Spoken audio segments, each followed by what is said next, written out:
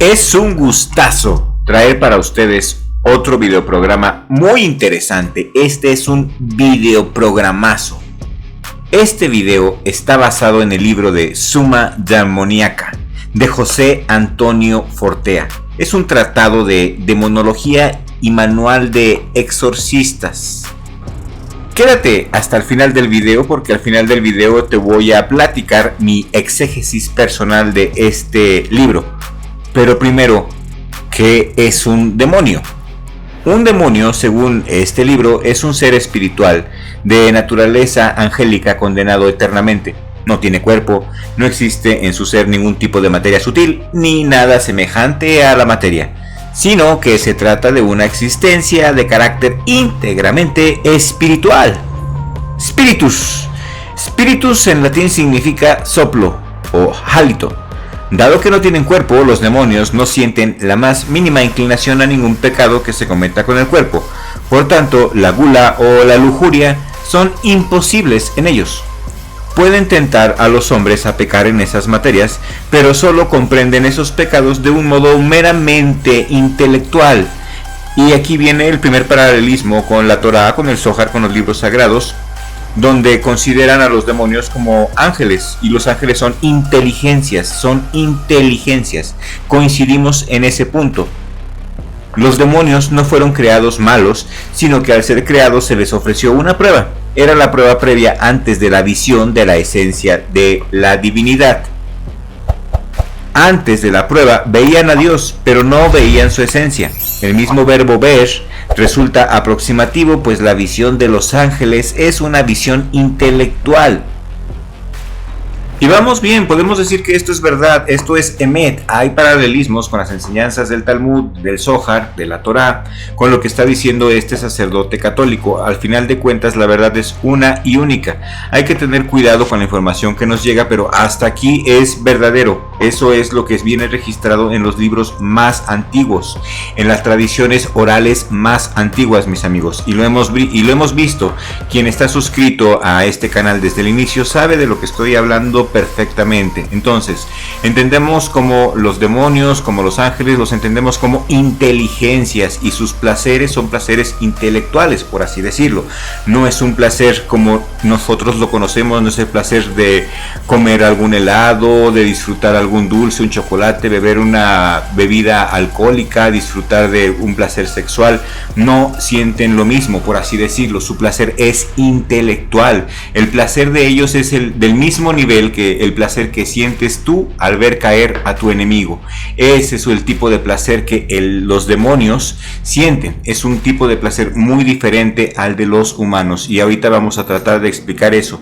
Este libro es de los libros más interesantes que yo he leído. Leí a conciencia este libro antes de atreverme a abrir la boca a realizar un videoprograma para todos ustedes. En resumen, un ángel es una inteligencia que odia a Dios, es una voluntad que odia a Dios, y mediante su inteligencia justifica lo que le gusta, justifica ese odio. ¿Se les hace conocidos? ¿Se les hace familiar el comportamiento de un demonio con el de nosotros? Puede sorprendernos que un ángel llegue a odiar a Dios, pero hay que entender que Dios ya no era visto por los ángeles como un bien, sino como un obstáculo, como una opresión. Él era visto como las cadenas de los mandamientos, como la falta de libertad. Ya no era visto como un padre, sino como una fuente de órdenes y mandatos. El odio nació con la energía de sus voluntades, mis amigos, sus voluntades resistiendo una y otra vez a las llamadas de Dios, que como un padre los buscaba. Y me estoy refiriendo a los ángeles caídos, a Asa y a Asael.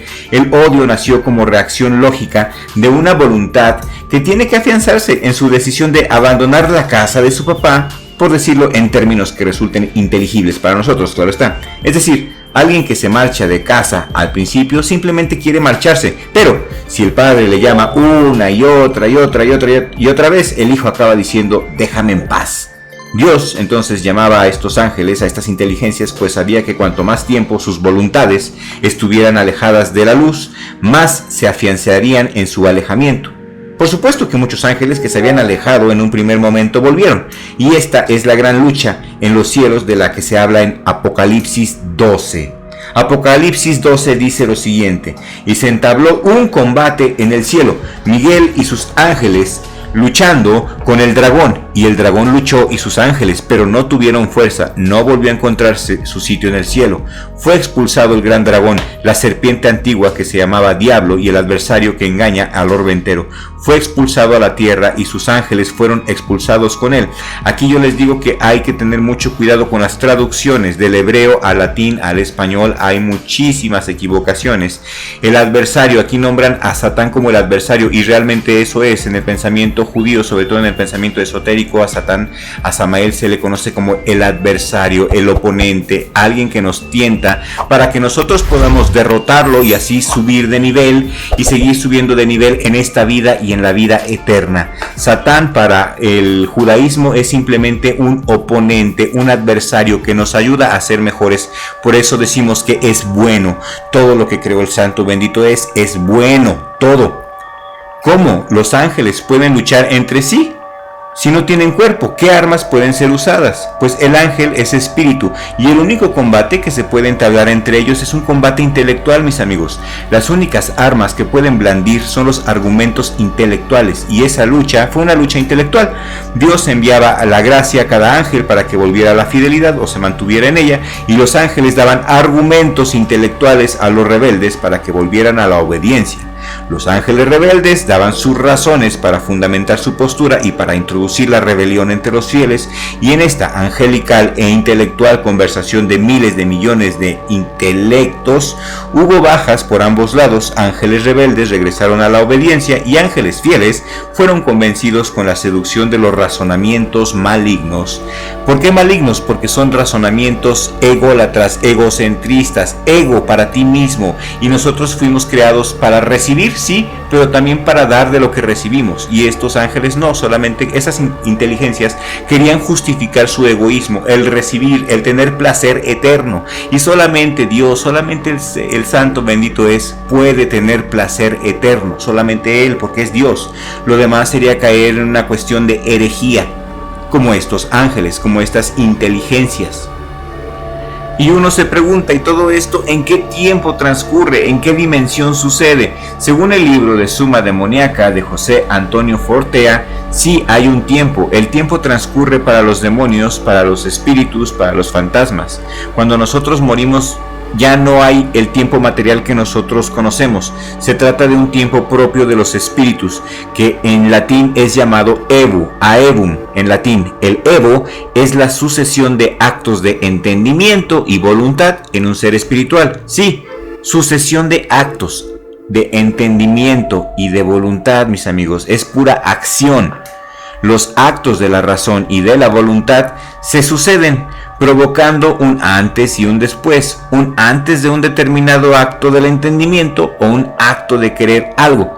Desde el momento que hay un antes y un después, hay algún tipo de tiempo, y por lo tanto, cuando se dice que los espíritus en el cielo y en el infierno están en la eternidad, hay que entender esta afirmación como que están en una interminable sucesión temporal, una sucesión de tiempo sin final, ciertamente con principio, que es cuando fueron creados, pero sin final, porque solo Dios está en un eterno presente. Solo en Él no hay una sucesión de tiempo de ninguna clase. En Él no ha transcurrido nunca ni un solo segundo, ni un solo antes, ni un solo después. La eternidad de Dios es cualitativamente distinta de la eternidad del tiempo material. Y sobre este tipo de tiempo del evo habló Santo Tomás, ya en el siglo XIII, en la primera parte de la cuestión 10ª, artícula 5ª, en su epístola teológica, y quizá a algunos les pudo parecer que su razonamiento era excesivamente teórico, pero concuerdan con las escrituras, con el Zohar, no están peleados. Las escrituras, la filosofía bien entendida, con los ojos adecuados, no están peleados entre sí, mis amigos, y todo es parte de la verdad. La verdad es una y única. Si te está gustando este video programa, regálame un like, y al terminar este video, por favor, compártelo, porque me estás ayudando mucho a crecer. Tenemos que llegar a 2000 suscriptores, y estoy seguro que con tu ayuda lo voy a lograr. Ya entendimos que los demonios son inteligencias, que son voluntades, y que mediante su inteligencia justifican lo que les gusta. Bueno, Ahora quiero complementar este videoprograma con el libro de San Ignacio de Loyola, sus ejercicios espirituales. En esta parte, en este segmento del video, les voy a platicar de el demonio y las reglas de San Ignacio de Loyola.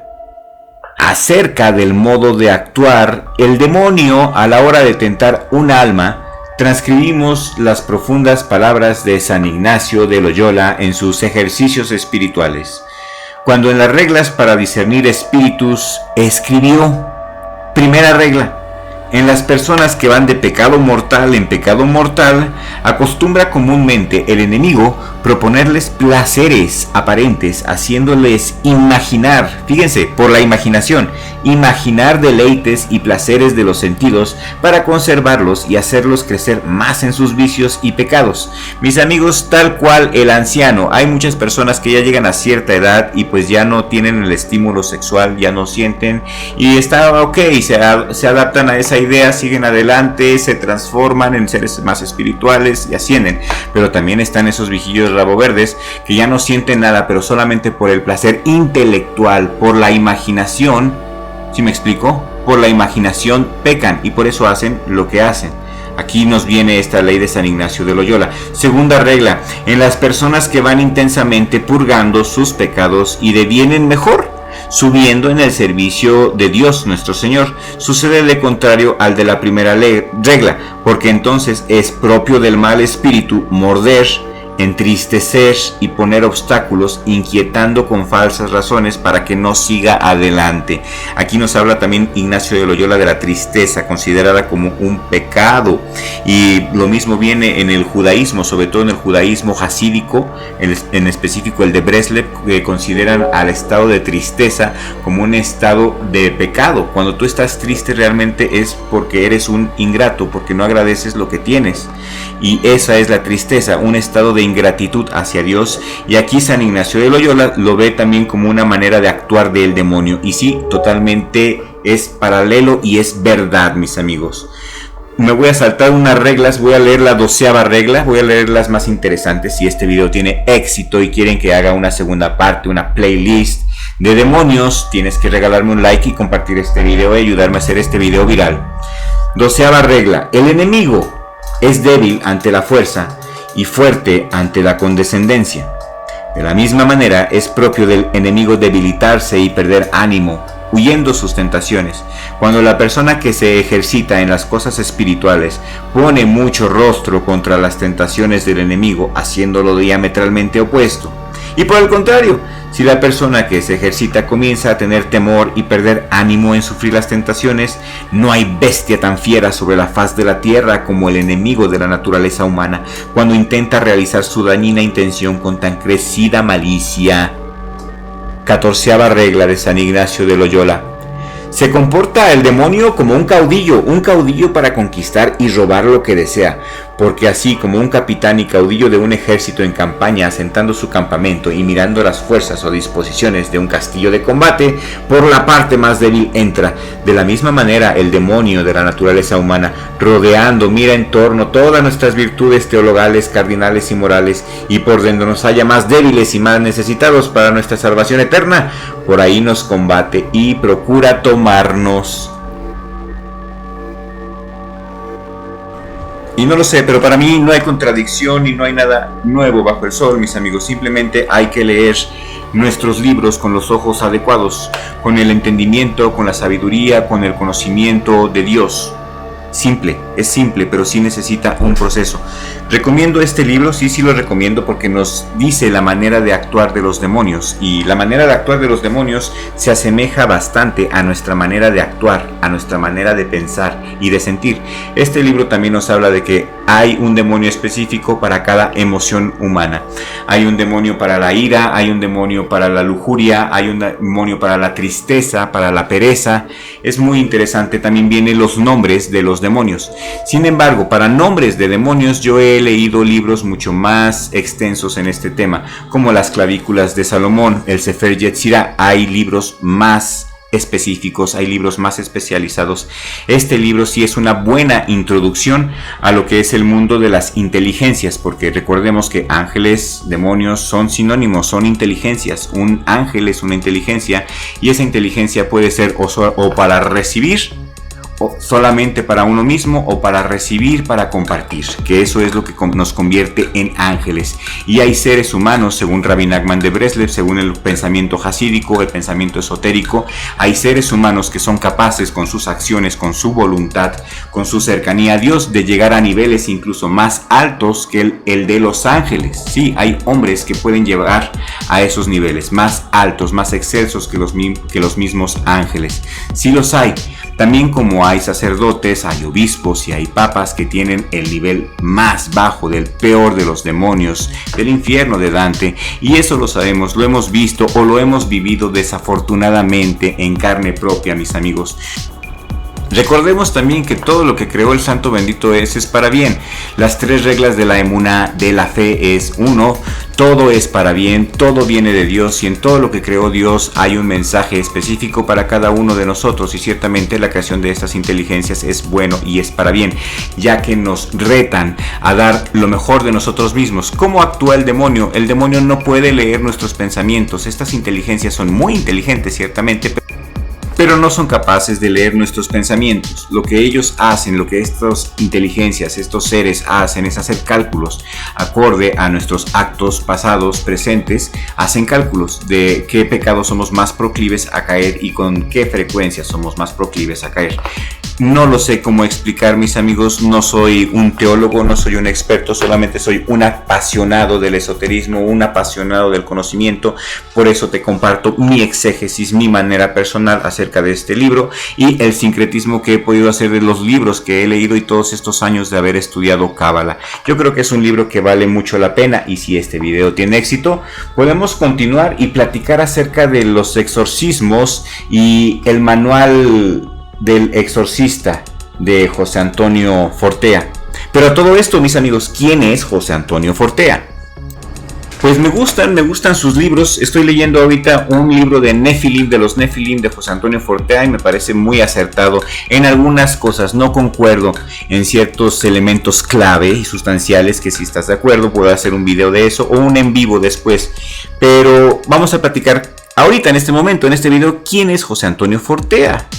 Pues más conocido como el Padre Fortea, es un sacerdote católico y teólogo español especializado en demonología. Es doctor en teología por el Pontificio Ateneo Regina Apostolorum de Roma y se ha especializado en temas referentes a ángeles, demonios, posesiones diabólicas y exorcismo. De hecho, este personaje es un exorcista.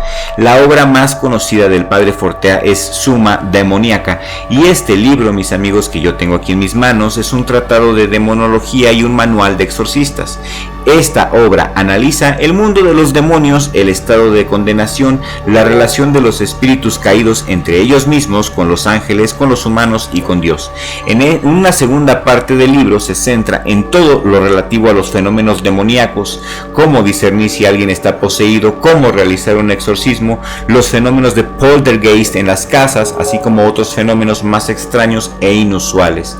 La obra acaba con un análisis del mal en sí mismo considerado, y las reflexiones del final del libro constituyen la parte más filosófica del tratado. Es un buen libro, me gusta. Y hablando acerca de lo de poltergeist, habla acerca de las propiedades que tienen los demonios, que ellos no pueden dañar a las personas, salvo en circunstancias muy específicas, pero sí tienen permiso de mover cosas. Esa taza que se levantó, ese plato que tuviste que se levantara, muy probablemente, según el libro de Summa Demoniaca, haya sido ocasionado por un poltergeist, ocasionado por un demonio.